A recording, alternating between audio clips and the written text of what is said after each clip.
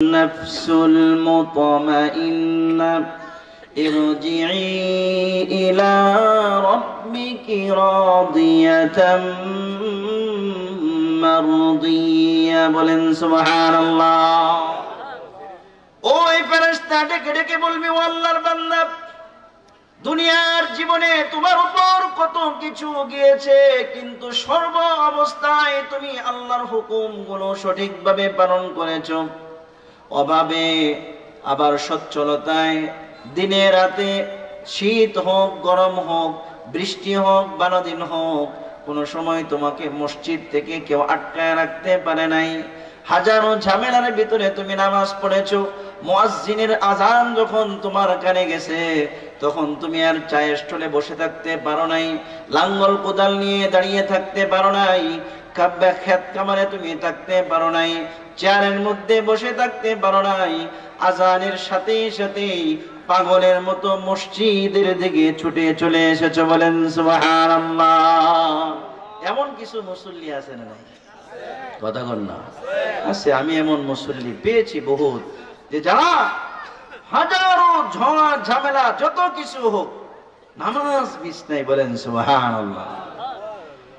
এবার আল্লাহ পাকের ফেরেশতা বলবে, আল্লাহর বান্দা, তুমি তোমার রবের সন্তুষ্টির দিকে ফিরে আসো এবং জান্নাতের দিকে ফিরে আসো, যে জান্নাতটি দুনিয়া সাতমুখ জমিন সাতমুখ আসমানের সমপরিমাণ বড়। বলেন সুবহানাল্লাহ। ওই ব্যক্তির রূহটা যখন বের হইতে থাকবে, ওই ব্যক্তির সাথে সাথে তার পকেট থেকে একটি রুমাল বের করবেন। এই রুমালটার মধ্যে তার রূহটাকে সুন্দরভাবে পেঁচাবেন। বলেন সুবহানাল্লাহ। নেককার হোক, এই ব্যক্তির মৃত্যুর সময়ও কিছুটা কষ্ট হবে। কিছুটা কি হবে? কষ্ট হবে। তবে এই কষ্ট থেকে বাঁচার উপায় আল্লাহর নবী বর্ণনা করেছেন। বলবো? আমল তো করবেন না। হ্যাঁ, আমল তো করবেন না। কত ওয়াজ শুনে, আমার চেয়ে ভালো ওয়াজ এখানে পারে বহুত মানুষ আছে। সারাক্ষণ ওয়াজ শুনে, আছে না নাই? এক রিক্সাওয়ালা, আমি তারে খুব দ্রুত বলতেছি, ভাই দ্রুত যান, দ্রুত যান, নামাজটা যেন জামাতে পড়তে পারি। হুজুর এত পাগল হয়েছেন কি? আমি তো সারাক্ষণ ওয়াজ শুনি, তাও তো নামাজের জন্য এত পাগল হইনি। কি কইলা? আমি সারাক্ষণ ওয়াজ শুনি, আপনি শুনবেন? হেডফোন খুলে দিচ্ছি, দিয়ে সাইদ হিসাবের ওয়াজ চলতেছে। সে সারাক্ষণ ওয়াজ শুনে, কিন্তু নামাজের জন্য পাগল হয় নাই। এরকম মানুষ আমাদের সমাজে আছে না নাই? কথা কন না, আছে না নাই? তো এই যে নামাজের জন্য পাগল হয়ে যাওয়া, এটা মুমিনের একটা বড় আলামত। কথা কন ঠিক না বেঠিক? মৃত্যুকালীন দুটি কষ্টের একটা কষ্ট হচ্ছে তার রূহটা বের হতে একটু কঠিন হবে। আল্লাহর নবী বলেন, রূহ বের হতে কঠিন হবে না যদি একটি আমল বান্দা বেশি বেশি করে, সেটা হচ্ছে মিসওয়াকের আমল। জোরে বলেন না সুবহানাল্লাহ। আরো জোরে বলেন না সুবহানাল্লাহ। আল্লাহ নবী বলেন, লাউলা আন্না শুক্কা আলা উম্মতি লা'মারতুহুম বিসওয়াক। যদি আমার উম্মতের কষ্ট না হয়ে যেত, আল্লাহর নবী এত পরিমাণে মিসওয়াক করছেন, সাহাবায়ে কেরাম ভয় পাইতেন, আল্লাহ নবী ভয় পাইতেন, না জানি মিসওয়াককে আল্লাহ তাআলা ফরজ করে দেন। সুবহানাল্লাহ। মিসওয়াকের অনেক ফজিলত, এত কিছু বলবো না। সবচেয়ে সর্বশ্রেষ্ঠ যে ফজিলত আমার কাছে মনে হয়, সেটা হচ্ছে আল্লাহ পাকের সন্তুষ্টি লাভ হয়। বলেন সুবহানাল্লাহ। আরেকটা ফজিলত হচ্ছে, যে মিসওয়াক করে যে ওযু করা হয়, ওই ওযু দিয়ে নামাজ পড়া হয়, আর যে ওযুর আগে মিসওয়াক হয় না, ওই ওযু দিয়ে যে নামাজ পড়া হয়, উভয়টার মধ্যে 70 গুণ পার্থক্য হয়ে যায়। বলেন সুবহানাল্লাহ। সামান্য মিসওয়াক করে আপনি ওযু করলেন, এই ওযু দিয়ে নামাজ পড়লেন, আল্লাহ পাক মিসওয়াকবিহীন ওযুর নামাজের চেয়ে 70 গুণ বেশি সওয়াব দান করবেন। বলেন সুবহানাল্লাহ। তাহলে মৃত্যুর সময় মিসওয়াকের কারণে কি হয়? আপনার মৃত্যুর কষ্টটা লাঘব হয়। মৃত্যুর কষ্টটা কি হয়? লাঘব হয়। মিসওয়াক করব কারা কারা? দুটি হাত তুলে দেন। লিল্লাহি তাকবীর। আল্লাহ পাক সবাইকে কবুল করুন, সকলে বলে আমিন। দ্বিতীয় নম্বর আমল, এটা সবাই হুদাই শুনবে কিন্তু মানবে না। থাক, বাদ দেন। হ্যাঁ, ইনশাআল্লাহ আমল করব সবাই। এমন ব্যক্তি কইছে যার আমল হয়ে গেছে। এমন পন্থা দেখি আল্লাহ নবী বলেন, যে ব্যক্তি দাড়িকে লম্বা করবে, দাড়িকে কি করবে? লম্বা করবে। দাড়িকে যে ব্যক্তি রসুলের তরিকায়, সেই রসুল যেভাবে রেখেছেন এক মুষ্টির উপরে দাড়ি রাখবে, এই ব্যক্তির জন্য মৃত্যুর কষ্ট আল্লাহ পাক দূরীভূত করে দিবেন। বলেন সুবহানাল্লাহ। এইখানে দাড়ি কামাইছেন, আজকের পর থেকে দাড়ি কামাবেন না, দাড়ি লম্বা রাখবেন, এরকম কোন যুবক যদি দাঁড়ান, আমি তার জন্য আজকে স্পেশাল দোয়া করব। কে আছেন এরকম? দেখি একজন দাঁড়ায় যান, হিম্মত করেন, একজন হিম্মত করেন না ভাই। আহা, একজন দাঁড়ায় যান, স্পেশাল দোয়া করব। একজন দাঁড়ান যে হুজুর যা করছি ভুল করছি, এই সফাং সফা, হ্যাঁ, এরকম ডোনাল্ড ট্রাম্প মার্কার চেহারা নিয়ে আল্লাহর সামনে দরবারে হাজির হতে চাই না, রসুলের চেহারা নিয়ে আল্লাহর দরবারে হাজির হতে চাই। কেউ ঠিক না বেঠিক? কে আছেন এরকম? কেউ আছেন? কইলাম না, বলে লাভ নাই। কে? দাঁড়ান, মাশাআল্লাহ মাশাআল্লাহ। কি নাম? রাশেদ। আল্লাহ পাক রাশেদ ভাইকে কবুল করুক, দ্বীনের জন্য কবুল করুক, তার যৌবনকে কবুল করুক, গোটা হায়াতকে আল্লাহ পাক দ্বীনের জন্য কবুল করুক। সকলে বলেন আমিন। মৃত্যু পর্যন্ত আর সে দাড়ি কামাবে না। ঠিক আছে না? ইনশাআল্লাহ। বসেন, ইনশাআল্লাহ এই আমল সবাই করবো তো ইনশাআল্লাহ। এই ব্যক্তির রূহ আপনার জান্নাতি রুমালের মধ্যে পেঁচানো হবে। জান্নাতি রুমালের ঘ্রাণ অত্যন্ত সুন্দর। ঘ্রাণ কি? জান্নাতি কি? জান্নাতি আপনার রুমালের ঘ্রাণ অত্যন্ত সুন্দর হবে, খুব সুন্দরভাবে পেঁচানো হবে। পেঁচানোর পরে এই রূহটাকে আসমানের দিকে নিয়ে যাওয়া হবে। বলেন সুবহানাল্লাহ। আল্লাহ নবী সাল্লাল্লাহু আলাইহি ওয়াসাল্লাম বলেন, এই রূহটাকে যখন এই জান্নাতি রুমালের মধ্যে পেঁচানো হবে, তখন এই জমিন পর্যন্ত এই ব্যক্তির জন্য কান্না করতে থাকবে আর বলতে থাকবে, ও আল্লাহর বান্দা, আমার উপর দিয়ে বহু মানুষ চলাফেরা করত, কিন্তু এইগুলোর মধ্যে সবচেয়ে আপন এবং সবচেয়ে উত্তম মানুষ তুমি ছিলে। বলেন সুবহানাল্লাহ। এই ব্যক্তির রূহটাকে যখন উপরের দিকে নিয়ে যাওয়া হবে, তখন আসমানের ফেরেশতারা বলতে থাকবে, মারহাবা মারহাবা, কার আত্মাটা নিয়ে এসেছো? তার বাপের নাম কি? বাড়ি কোথায়? বলা হবে বালুকাতে বাড়ি, সিস্টুর মেহরা বাড়িতে বাড়ি, অমুকের ছেলে, অমুকের মেয়ে, অমুকের ছেলে, অমুকের মেয়ে, অমুক ব্যক্তি আল্লাহ পাকের সন্তুষ্ট হয়ে গেছে। এই ব্যক্তির যে রূহটা আছে এইভাবে নিয়ে যাওয়া হতে থাকবে, নিয়ে যাওয়া হতে থাকবে। প্রথম আসমানে যখন যাওয়া হবে, প্রথম আসমানের যিনি দারোয়ান আছেন তার নাম হচ্ছে ইসমাইল। জিজ্ঞাসা করবে কে, তার ব্যাপারে হুকুম আছে কিনা। সাথে সাথে ওই ফেরেশতা বলবে, এ হচ্ছে আল্লাহ পাকের আস্থাভাজন প্রিয় ব্যক্তি। আল্লাহ পাক নির্দেশ দিয়েছেন এই ব্যক্তিকে যেন সিদরাতুল মুনতাহায় নিয়ে যায়। বলেন সুবহানাল্লাহ। আল্লাহ নবী বলেন, প্রথম আসমানের দরজা খুলে দেওয়া হবে, দ্বিতীয় আসমান, তৃতীয় আসমান, চতুর্থ, পঞ্চম, ষষ্ঠ, সপ্তম আসমানের উপরে জান্নাতুল মুনতাহা, সিদরাতুল মুনতাহার পাশে জান্নাতুল মাওয়া নামক একটি এলাকা আছে। ওই এলাকার মধ্যে একটা রেজিস্ট্রি আছে, ওই রেজিস্ট্রির মধ্যে নামটা লিপিবদ্ধ করা হবে। এই দিক দিয়ে লাশ দোয়ানোর পরে তাকে জানাজা করা হবে, তাকে কবরস্থ করা হয়। আল্লাহ নবী বলেন, যখন কবরস্থ করা হলো, কবরস্থ করার পরে ওই ব্যক্তির দেহের ভিতরে আল্লাহ পাক রূহটাকে ফিরিয়ে দেন। বলেন সুবহানাল্লাহ।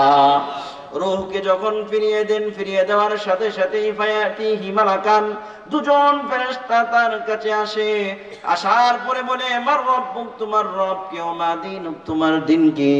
ওমান হাদার রাজুলুল্লাযী বুইসা ফীকুম, তোমার রব কে, তোমার দিন কি? আর ওই ব্যক্তিকে যাকে তোমাদের নিকট প্রেরণ করা হয়েছিল। বলেন সুবহানাল্লাহ। যে ব্যক্তি রব চাহি জিন্দেগি পালন করেছে, দুনিয়াতে আল্লাহ পাকের সমস্ত হুকুম মেনেছে, দ্বীনের উপর অটল অবিচল ছিল, দিন দিয়া ব্যবসা করে নাই। কথা কোন ঠিক না বেঠিক? দিন দিয়া ব্যবসা করে বহু মানুষ আছে, কথা কোন? নির্বাচনের আগে টুপি এরকম বাঁকা করে লাগায় এসে বলে আমিও তো আপনাদের মতো মুসলমান, কিন্তু যখন নির্বাচন চলে যায় তখন সংসদের মধ্যে মুসলিম বিরোধী আইন পাস হয় আর এরা বোবা শয়তান হয়ে যায়। কথা কোন ঠিক না বেঠিক? এইরকম বহু বোবা মার্কা মুসলমান আছে। ইসলামে বোবা থাকার কোনো সুযোগ নাই। কোরআনের বিরুদ্ধে আইন হবে, কোরআনের বিরুদ্ধে কথা বলবা, উলামায়ে কেরামের বিরুদ্ধে কথা বলবা, আর তাসবির বিচি নিয়ে মসজিদের সামনের কাতারে থাকবা, তুমি একটা মুনাফিক। তোমার এই ঈমান, তোমার এই আমলের আল্লাহ পাকের কাছে কোনো মূল্য নাই। যেখানে ইসলাম চাচ্ছে, দ্বীন চাচ্ছে, আল্লাহ চাচ্ছে হুঙ্কার, যেখানে আল্লাহ চাচ্ছে রক্ত, এইখানে তুমি তাসবিহ নিয়ে বসে আছো, এই তাসবিহর কোনো মূল্য হবে না। আল্লাহ যেটা যখন চান তখন সেটা দেওয়াই হচ্ছে বান্দার একমাত্র কাজ। কথা কোন ঠিক না বেঠিক? ওই ব্যক্তি চিন্তা করবে, গোটা জীবন আমি আল্লাহর হুকুমে চলেছি, আমি আমার স্বামীর খেদমত করেছি, নিজের লজ্জাস্থানের হেফাজত করেছি, বিয়ের পরে ওই যে এক্স বয়ফ্রেন্ডকে কখনোই মেসেজ দেইনি, আছে না নাই? কখন আমি আমার এক্স কে বলতে পারি না, এইরকম কুলাঙ্গার মার্কা নারী পুরুষ আছে না নাই? সম্মানিত হাজিরিন, মোবাইলের মাধ্যমে পরকীয়া, মোবাইলের মাধ্যমে অন্য পুরুষের সাথে সম্পর্ক আছে না নাই? ওই ব্যক্তি, ওই সমস্ত মহিলারা নিজের লজ্জাস্থানের হেফাজত করেছে, সমস্ত যা কিছু আছে স্বামীর কাছে প্রকাশ করেছে, স্বামীর হকের হক সম্পূর্ণরূপে আদায় করেছে, স্বামীর খেদমত করেছে, আল্লাহর হুকুমগুলো সঠিকভাবে মেনেছে।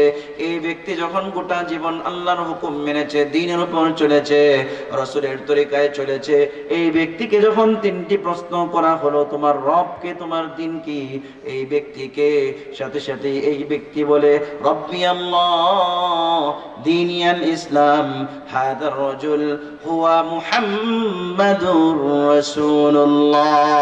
সবাই বলেন সাল্লাল্লাহু আলাইহি ওয়াসাল্লাম। এই তিনটি উত্তর যখন দিয়ে ফেলে, ফায়ুনাদি মুনাদিম মিনাস সামা, আসমান থেকে আওয়াজ আসে, আমান সাদাকা আব্দি, আমার বান্দা সত্য বলেছে, আমার বান্দা মিথ্যা বলে নাই, আমার বান্দা সত্য বলেছে।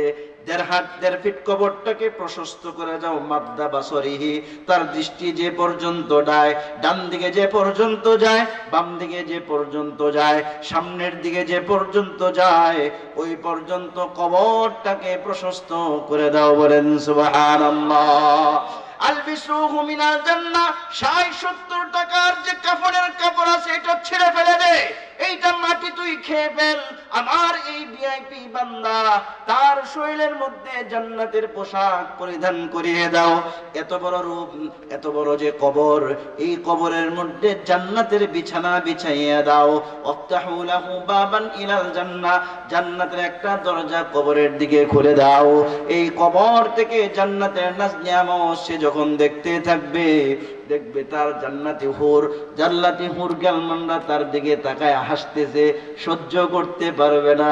দুনিয়ার এই সাদা চামড়ার মেয়েগুলো যখন ছেলেদের দিকে তাকায়, ছেলেদের দিকে যখন হাসে, ছেলেগুলো কলিজা কেটে ফেলার জন্য প্রস্তুত হয়ে যায়। কথা কোন ঠিক না বেঠিক?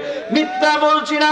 যে মেয়েকে সে ভালোবাসে, এই মেয়ের প্রথম অক্ষর যদি এস হয়, নিজের শরীর ক্ষত করে সে এস লেখে। কথা হয় না?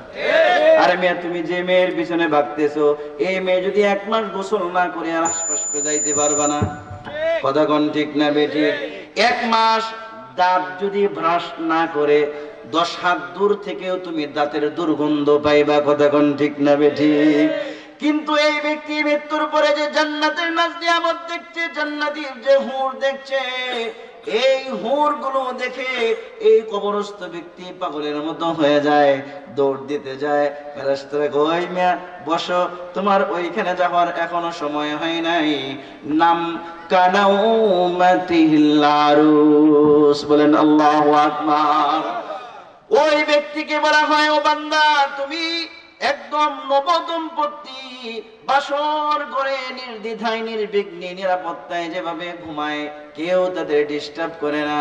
ও আল্লাহর বান্দা, তুমি এখন ঘুমিয়ে যাও, কুল বালিশটা নিয়ে সুন্দরভাবে তুমি ঘুমিয়ে যাও। এক ঘুম দিবে, হাজার হাজার বছর চলে যাবে। কিয়ামতের দিন যখন ফুৎকার হবে, ফুৎকারের পরে সে উঠবে আর বলবে, আমাকে কাঁচা ঘুমের মধ্যে কে জাগ্রত করেছে? জোরে বলেন না সুবহানাল্লাহ। আমার এই কাঁচা ঘুমের মধ্যে কে জাগাইলো? আল্লাহ নবী বলেন, আসরের পরে অথবা যোহরের পরে, খাওয়ার পরে আসর পর্যন্ত অনেক মানুষ একটু সময় ঘুমায় কি ঘুমায় না? কথা কোন, ঘুমায় কি ঘুমায় না? এই সময়টার মধ্যে কেউ যদি জাগা, আরে ভাই কাঁচা ঘুমের মধ্যেও কেউ ফোন দেয়, কথা কোন ঠিক না বেটে? এই দিক দিয়ে তার হাজার হাজার লক্ষ লক্ষ বছর চলে গিয়েছে, আর ইসরাফিলের সিংহায় সে উঠেছে আর বলবে, قالوا يا ويلنا من بعثنا من مرقدنا هذا ما وعد الرحمن وصدق